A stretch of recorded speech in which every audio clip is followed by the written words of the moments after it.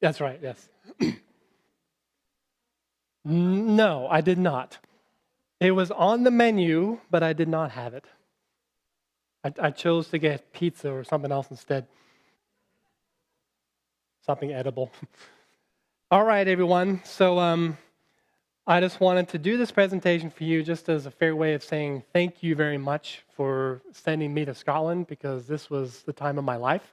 I had a really good time. Everything went really well from start to finish. I couldn't have asked for anything better. So thank you very much, and enjoy the treats is another way of saying thank you.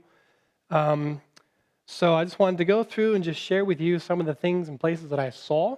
This is basically part of my experience and all that I got to do while I was out there. And from day one, I was taking pictures nonstop. My phone was busy and running out of storage because of all the pictures that I was taking. And the ones that you see here aren't even half of all the ones that I took. So I chose ones that would best highlight, the main things that I did and saw.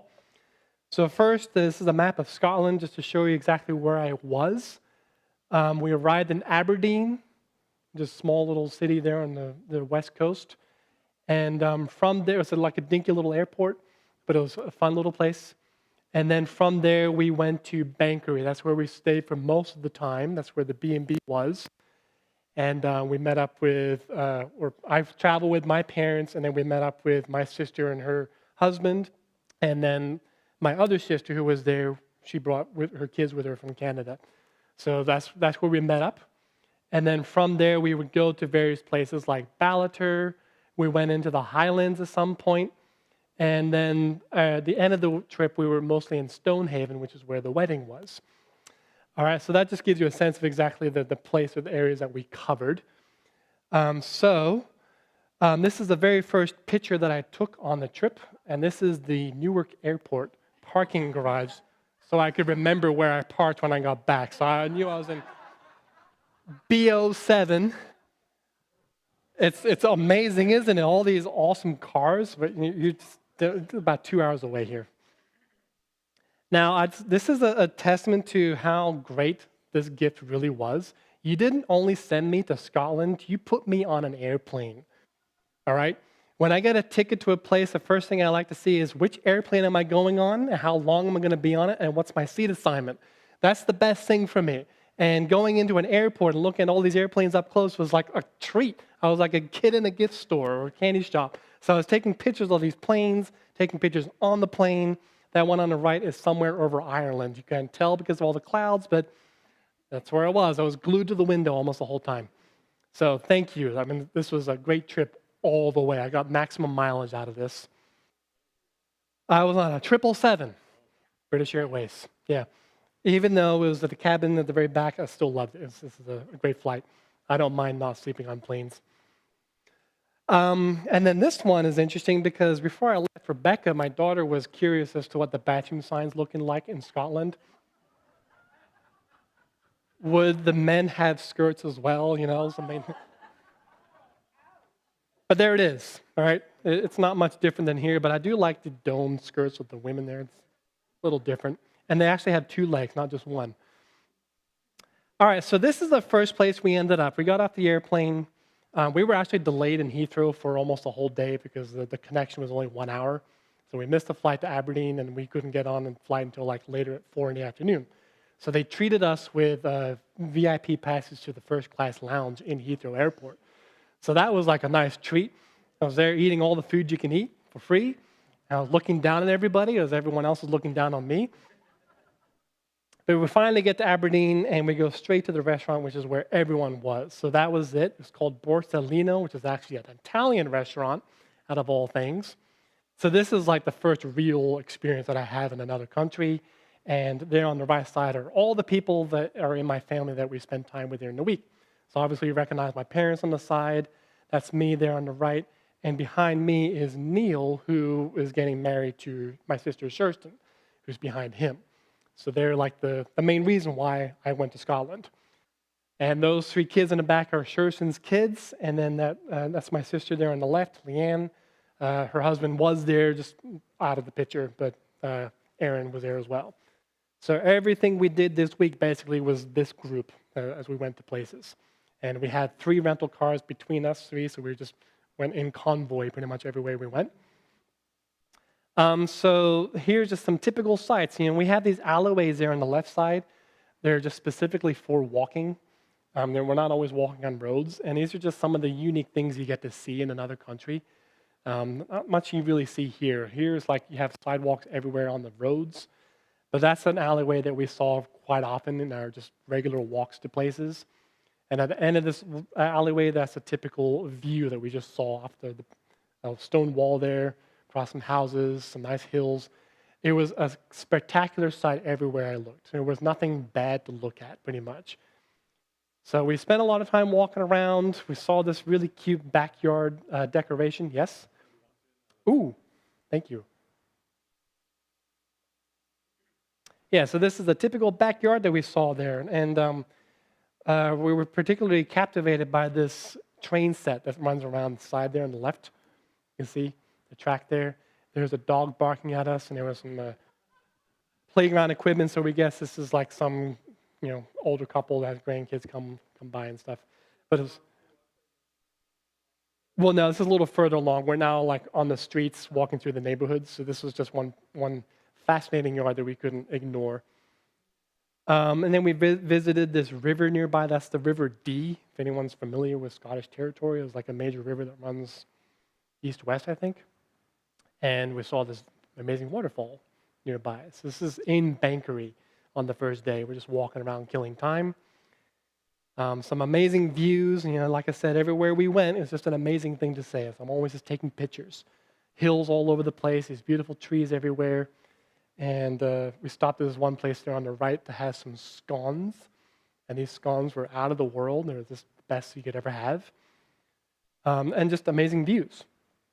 More amazing views. So later that afternoon on the first day, we took a drive to the Highlands. So now we're sort of entering the Highlands on the right side there. We got bigger mountains, bigger hills, a lot of amazing scenery, lots of flowers everywhere. Those are my nieces and nephews, or niece and nephews.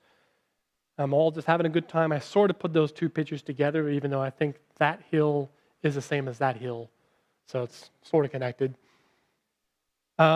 And then we're getting up into the mountains. So this is actually on top of a mountain looking over a valley into some more mountains in the Highlands. And I saw these weird structures there on the left side. Thought they were like some ancient stones, but they're actually just shelters. So you can sit in and not get bothered by the wind. But pretty amazing view. I mean, the picture really doesn't do justice. I mean, you can just see far as as I can see. We really lucked out on the weather, too, the whole time there. I think we got rain just for one morning, and even that wasn't unbearable. You could just walk through it and not get soaked. My sisters were just getting crazy over I think it's called heather type of flower. I had no idea what the different names of flowers are. I just kept hearing heather and hydrangeas. Look at the heather, look at the hydrangeas, look at the holly. And I'm like, wow, flowers. But it was still pretty cool because they were way up there. And right there you can see a little cow. And there it is up close. This is a Highland cow, which is, I think, this is the only place in the world where you can see a cow like this with that much hair, with the horns. It's called a Highland cow, but as the way they say it is actually a Heeland coo. So I got a T-shirt that has one of these cows on it. I call it the Heeland coo shirt. And it was pretty cool because we were all there just on the side of the road, a bunch of people on the side of the road just taking pictures of this cow. And he actually stopped and looked up and posed at one point. Got a good look at him. So there I am. It's just proof that I was actually there. Again, yeah, exactly. Imagine it's pretty cool. I mean, there was just an amazing view. You can see miles and miles and miles out there.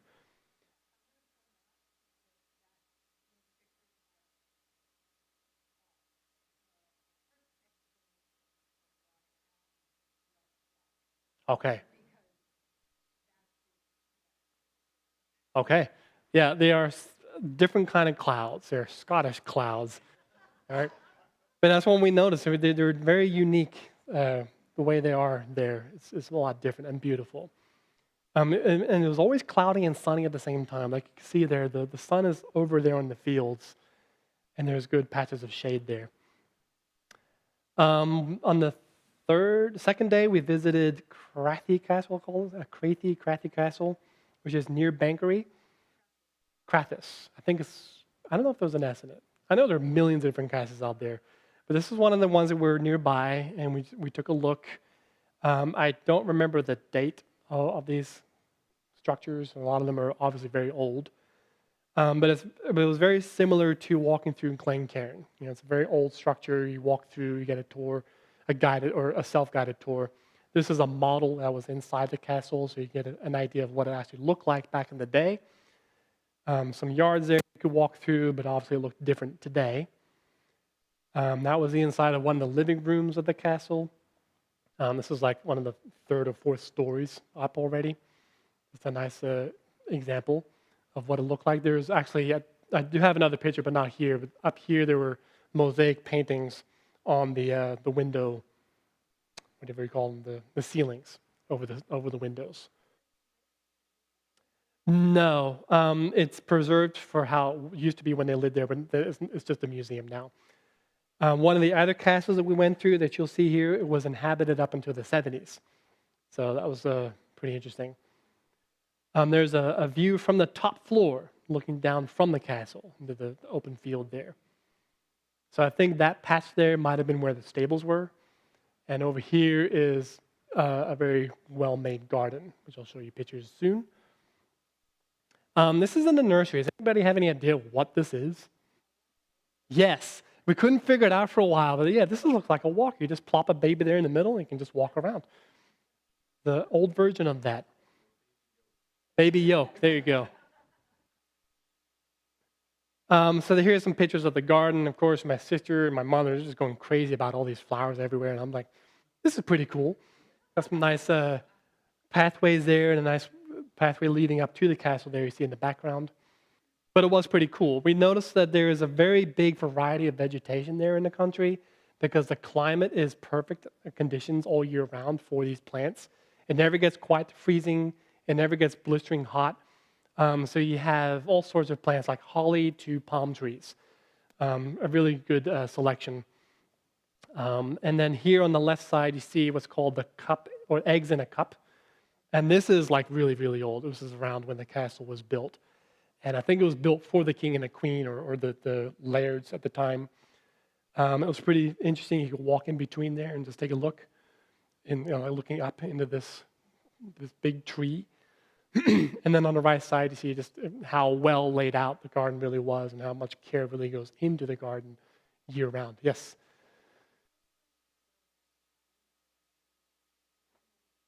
I don't know the name of the bush. Oh, yeah. It's an actual bush. It's been around for years, and they just kept maintaining it and keeping it in shape. Yeah. It's very satisfying just to run your hand across it because it's nicely textured. Yeah, but you see these well-trimmed hedges everywhere in old castles. Hello. Okay. This was one of my favorite rooms. So as the ladies are like, oh, look at the holly, look at the hydrangeas. I'm like, oh, wow, look at the rifles and the sabers and the swords. This is pretty cool. And I'm like, that's a saber, and those are a pair of kukri. And they're like, what? They're just swords. That was a very fascinating room for me, obviously. Nice armory. And so here's an example of just some of the regular sights we saw. This cat there was just a neighborhood cat that kept or greeting us every morning at the Bankery Hotel where we were staying. Especially when my niece and nephews came, they would always play with it. It's a very friendly cat. You could pet him and touch him and everything. And then this is just a peculiar thing, this gate here. I always wonder, what is it doing? Because obviously you can walk up the side. I mean, what's it stopping? Is it closing anything? It didn't seem to be doing anything, but it was just there nonetheless. We passed by it a couple of times. There you go. So then on the next day, we visited some ancient stones. So this one on the left here has some markings in there that nobody to this day knows what they say. I don't know if it's like for date keeping with all the different notches, but they have some other circular symbols in there. So this is a very ancient stone that is just sitting in the middle of a city square or town square and around the neighborhood. We were making jokes, and maybe this is saying like, I don't know, I spy or something like that. Yeah, there you go. But that was probably before 1770.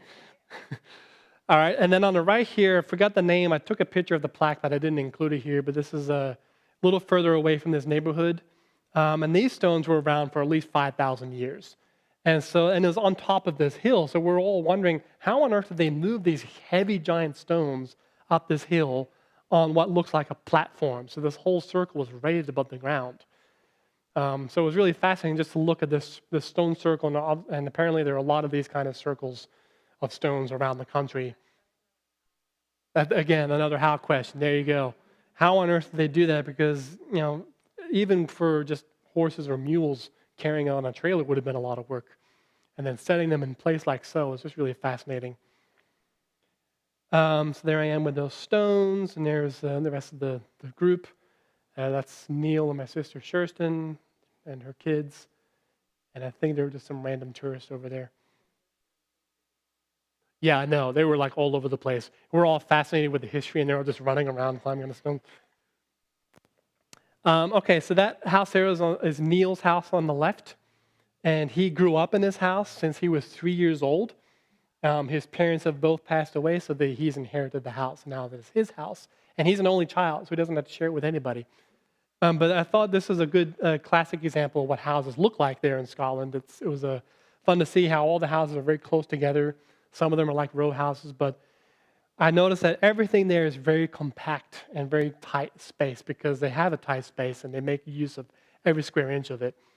They don't have a lot of space to really space out. So yeah, all the houses together, everything's compact like this car here. That's an old Mini Cooper. It's very classic, good to see in Great Britain. I just thought that was another iconic view.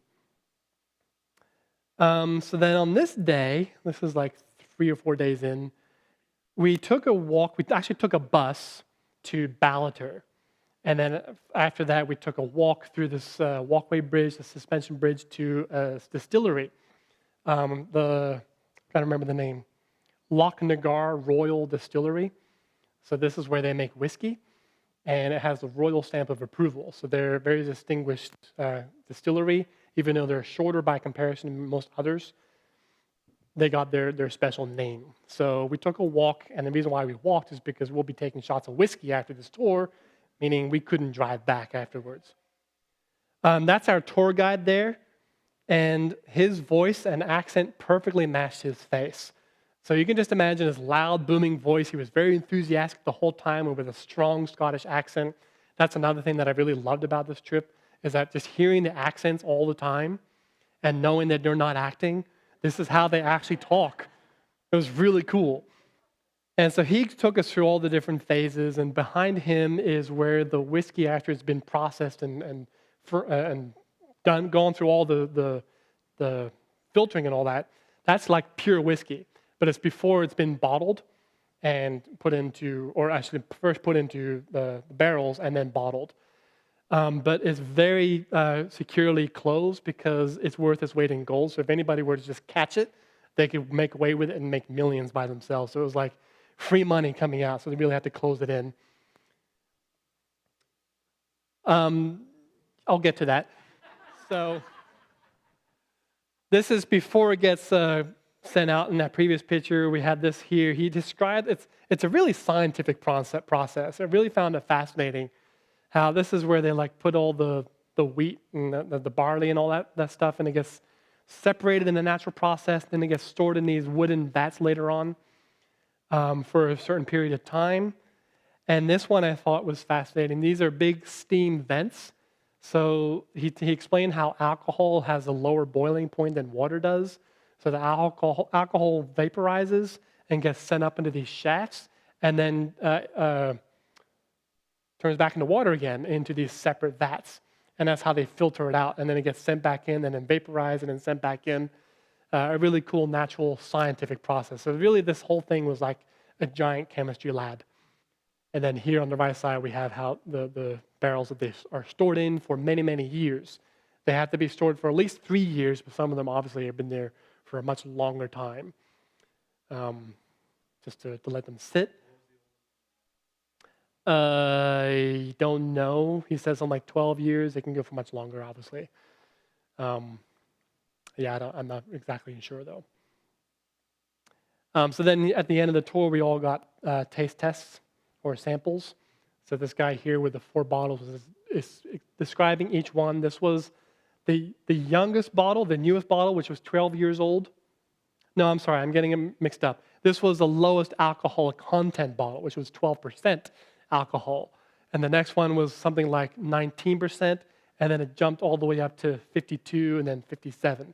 This was insane amounts of alcohol. All right. And so there are corresponding cups here to each bottle, so we all had to try each one. And it's just like drinking lava, basically. Um, he said that we can add a little bit of water to each one, which brings out the flavor and everything. And some people did that. I myself couldn't tell much difference in the flavor, but it definitely did give a pretty good kick. And I can tell why people enjoy it. So it was a nice way to end the tour, but that's the reason why we have to take a bus back home, because that much, even that little whiskey and those little shots is enough to really, you know. Not much. I don't know the exact measurement, but those are little glasses, so you can see that they're just the bottom is filled. Yes, it was. So yeah, as a kid, I had to jump up and down and test it. It wobbled a little bit, but it did its job. So this is another just random site. This is what I saw in the men's room.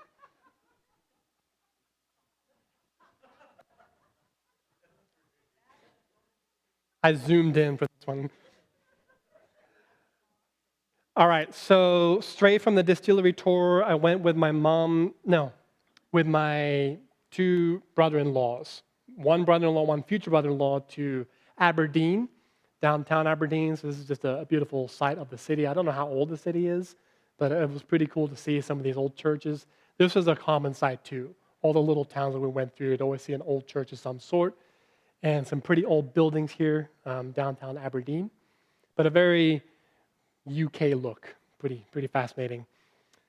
And that was for, if I can remember, I think that was for the bachelorette party for my sister.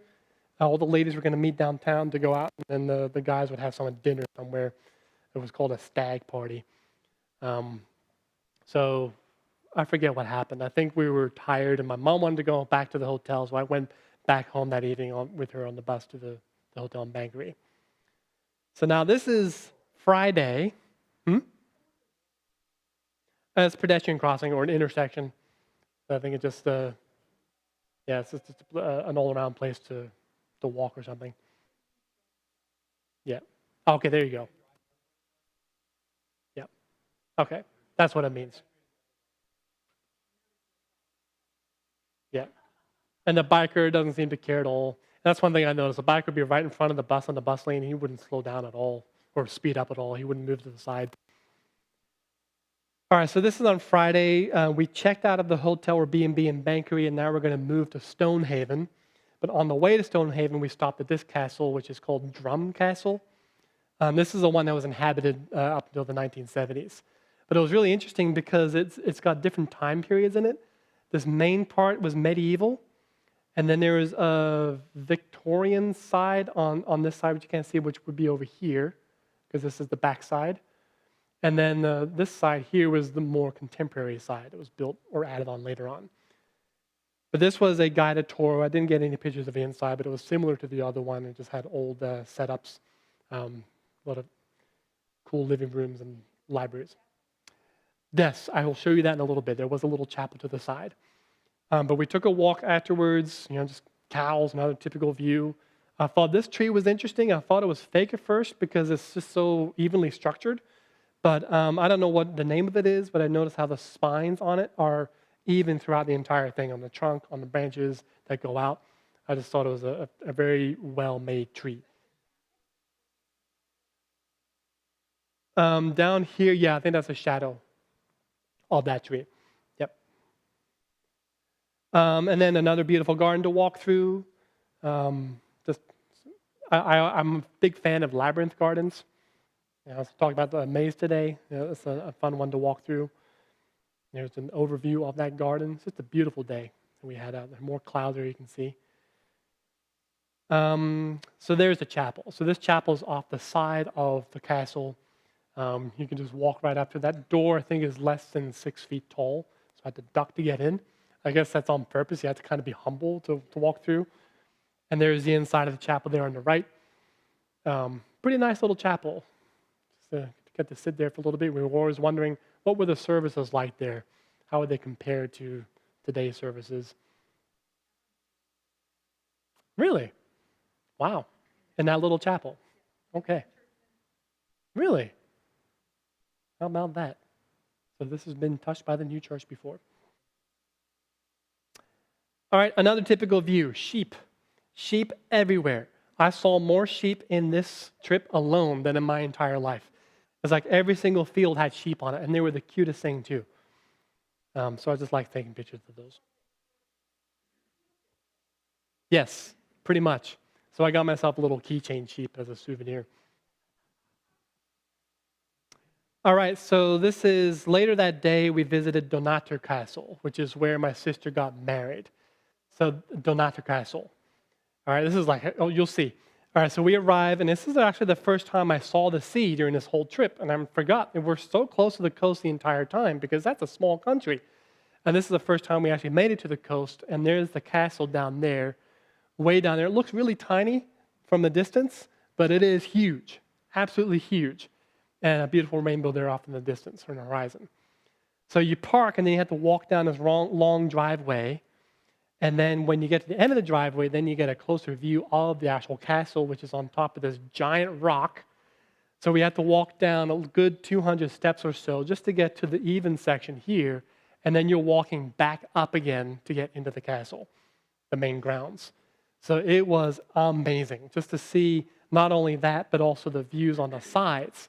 So you look to the side and you just see these amazing cliffs at a distance here, a little beach down there where people were hanging out. And then there's this giant rock on the right side as we're walking that even section with this tunnel that goes all the way through to the other side. And I'm trying to guess, what was that for? What did they do that?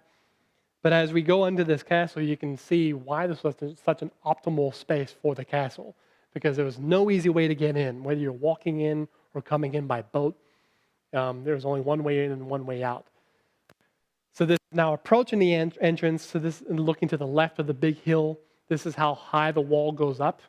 An average person would stand here and his head would go to about here on the wall. So the wall just goes up and up and up. And on the right side, we just see like almost 10 stories worth of windows. And then before going into the admission office, we went into that same building on the right side there. We had this little prison, a prison cell. And you look inside that little window, they had this guy hanging there. All right, I was less than a foot away from this crow. This guy seemed to own the place. Just thought it was fascinating. He didn't seem shy at all. He wanted to fly away, but I didn't dare touch him because I didn't know what they're capable of. So then in another view, we're like in one of the buildings, and the building has like a corner, so you can look out the window across to the window of the other place. That's my niece, Michaela. And then looking down that same wall, this is what you see. The beach all the way down there. So it just gives you an idea of how high up you really are. I don't even know how many feet, but it is quite a view. And this is another connected two pictures to give an overall view. So now you're in the main courtyard of the castle. And when you're walking around the courtyard, you forget you're on this giant rock surrounded by water. It's just this wide open view here, which is really, really amazing. On the right side here were stables. So somehow they managed to get horses up into that place. I forget what this building is here in the middle, but off to the side here, right there, where you see that red mark, not the laser, but the actual red, I think that's a person, is where the chapel was, and that's where my sister got married. And then there's more stuff here to see. So there was a reason why we went to the castle the day before the wedding, because there was just so much to see. There would be no way they would just go to the wedding on the first day and ignore everything, because there was just, we couldn't pass it up. So we got it out of our system the first day to see everything so we can just go there to the wedding the next day. So there's a closer up view of the chapel where they got married. That's how you walk in, and then it's the chapel to the side here, on the side view of the chapel. No roof. So just imagine getting married in a ruins of chapel with no roof over your head. Now, there was a place, go back a little bit. Yeah, this place here on the far left was a closed-in furnished room. So that would have been the plan B if it rained on that day. So then walking around some more, took some pictures out of this one of the ruins on the far end of the castle. And that little window shadow down there you see was where I was taking the picture from. So it was like way down there. It's really cool. And when you look out the window straight down, it's just like a sheer drop. I think that was like the main bedroom that I took the picture from. More amazing views. I tried to capture how the rocks, you can see the rocks going further in under the water. It's like to be able to see that. No, not that I saw.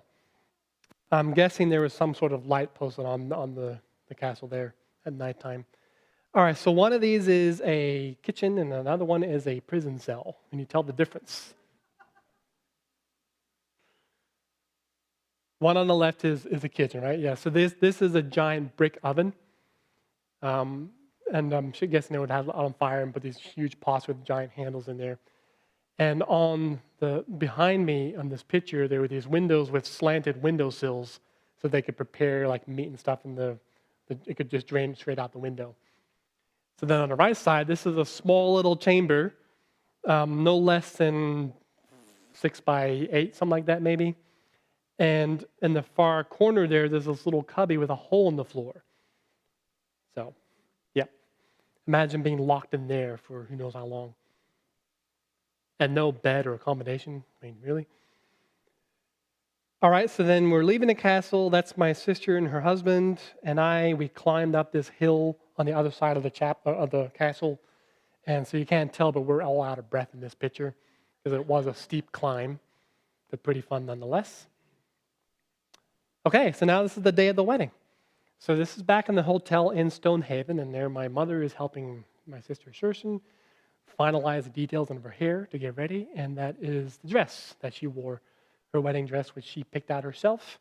She didn't make it, but she got a seamstress to custom make the parts of it. So there's a better view. This is back at the castle the next day, her with her family, a daughter and two sons. That's Ari, Michaela, and Taika. So now we're back into the courtyard of the castle. Ari is helping her put on her wedding shoes because it's a hike and it'll be very impossible to walk through all those steps with those wedding shoes on. Not really, no. So she's helping. I just love the Scottish bagpiper there in the background. It's just so iconic. And it's a good thing. This is probably the only time I wore sneakers with a suit to the wedding because that was a hike. And I'm thinking I could have worn these shoes going up and down those steps. But then when I came back from the wedding and changed back into these shoes after wearing those sneakers, I felt the difference right away. And I'm so glad that I decided to wear the sneakers because that would have been brutal. So here is the very beginning of the wedding ceremony. So this is just what you see in the chapel. Just one little stand. That's Neil and his best man, Alan, have been friends since 11 years old or something like that. And traditional Scottish kilts. I did wonder what these pouches are for. Are they there just for decoration? And I asked, and they said, well, they don't have pockets in their kilt, so they really just literally use it for anything. Keys, wallet, whiskey. Even saw a guy pull out a flask at one point. All right, so the cool thing about this picture is that Neil is seeing Sherson for the very first time in the day, and he has no idea what her dress looks like. So it was a nice surprise, and he's actually looking on to see her come in. The procession, I got a video of it, but I didn't take a picture of it. This is what the crowd looked like. If you look back in the chapel, we're all just standing and making way for the procession to the main door there. And there was a bagpiper who walked in first. Taika, I think, he was a ring bearer. Then Michaela, and then Ari escorted Sherson down the aisle to Neil in the front. Very beautiful. So there's the wedding party, basically. The officiant back there, I don't know what denomination he was, and he was an officiant, so he was legally allowed to marry them. It was a very different kind of a service. It didn't have much religion in it, but it had a very good practical teachings and so on. Talked about the story of how they met and talked a little bit about each one of them, who they are. It was very, very well done, very appropriate. So here, I think that's Neil's friend giving a reading, and then my sister Leanne gave a reading for Shurston as well. Now, this is one thing I thought was really fascinating. Here on the left side, they were told to hold hands like so, like forklift style, and they would like grab each other like this, facing each other. And the officiant wrapped these ribbons around their arms, two different ribbons, in such a way that when he told them to grab hold of the ribbons and pull apart from each other, they tied a knot. And so they literally tied the knot as their wedding. And each ribbon stood for something or symbolized something, but I totally forget what it was.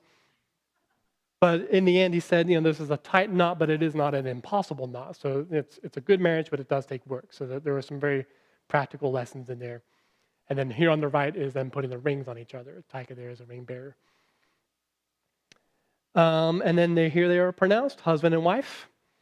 And then they had this interesting ritualistic thing. You can't really tell, but in the middle there, they were both holding this metal water dish, and they would take turns drinking from it.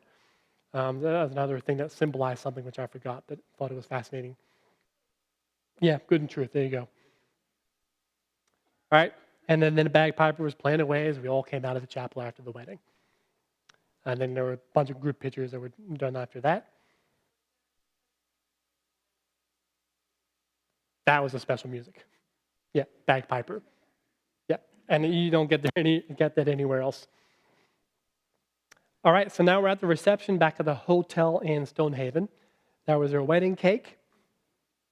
They gave speeches. There were a bunch of other different speeches, but here, that's Neil, and he is singing a song here that he wrote 30 years ago about this woman that he's waiting to meet with red hair.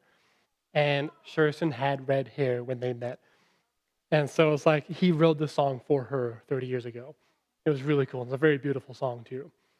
And that there was the music for the evening. A live band, one accordion, one violin, and one guitar. And it was very upbeat Scottish-style music. Really cool. And throughout the night, they would lead the group in Ceilidh dancing. It's sort of like square dancing, but with partners, and they would tell you all the different steps and everything, and to very upbeat, high music. And it was a lot of fun, but very tiring. You'd be done from this dancing with your breath, or out of breath. But it was so cool to see that because it was something unlike anything I've ever seen. First dance there on the left, and then all the other couples joined in a little later on the right there. Then they're cutting the cake.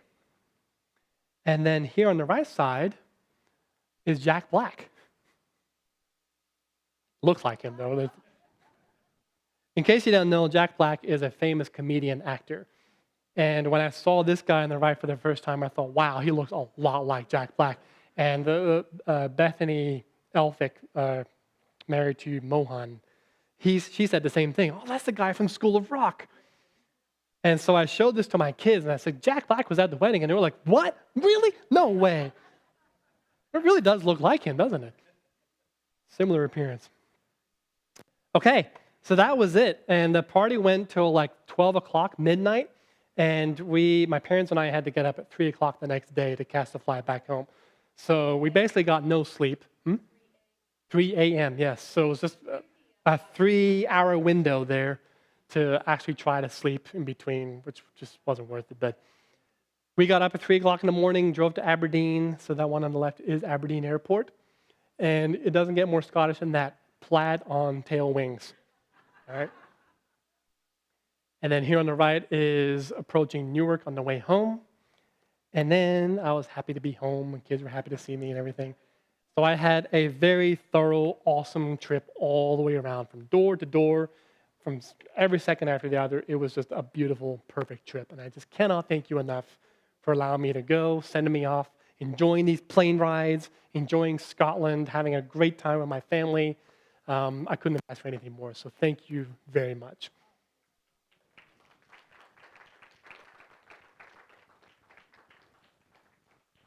Yes.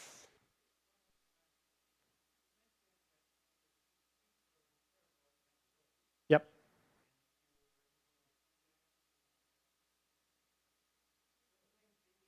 Yep. Oh yeah. Wine, beer, you name it. Oh, they had all sorts of selections there. They had sandwiches. They had buffet style stuff. You can get rice and meat and that kind of thing. Salads, ice creams. Oh, good tea, yeah, except I don't like tea. But yeah, they had all sorts of selections there, and it was a treat because you could just